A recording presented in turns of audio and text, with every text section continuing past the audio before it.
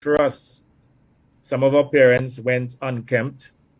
Some of them even went hungry in order to provide for us. They made sure that they provided for us. So when I see some mothers, for example, nowadays prioritizing how they look, spending monies on nails and want to look the best and not taking care of the children, that is not our culture. That's an imported culture. Because, I recall, growing up in a single parent home with my mom who was mentally ill. She made sure that whenever she worked, she provided for her children. And she went the extra mile to make sure that there was something to eat. At times there was nothing to eat, but she tried. And I don't recall my mother once going to a hairdresser because she understood if she had to fix her hair, she would not be able to feed her children.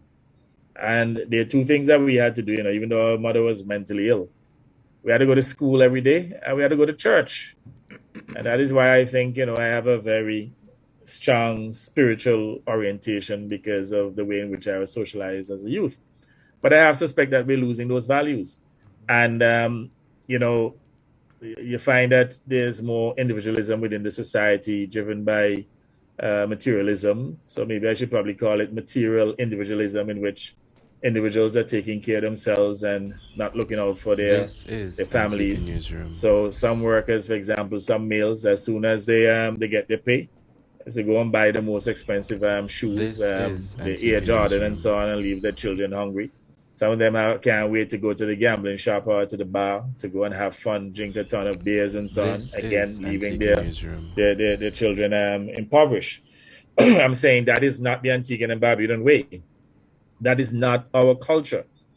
And unfortunately, we have more and more people exercising that type of selfishness, that type of individualism, which is also manifesting itself in terms of how they see the vaccination process and the process of choice. So they believe that they should have a choice to deal with, or let's say to prioritize their own, their own needs. And not to take into consideration the needs of their children, the needs of the broader society. And just imagine those individuals who have died prematurely, who left their children behind. What do you think the fate of those children will be? Occasionally, one or two of them will break out and do well. But generally speaking, children who lose their parents at that age, they don't have the type of parental guidance. And generally, they become deviants within the society. And they are confined to a life of poverty or to a life of crime and violence. And, these are the things that individuals should be taking into consideration when they make a determination as to whether or not they should get vaccinated. It's not just about you. It's about your children. It's about a society. It's about our civilization.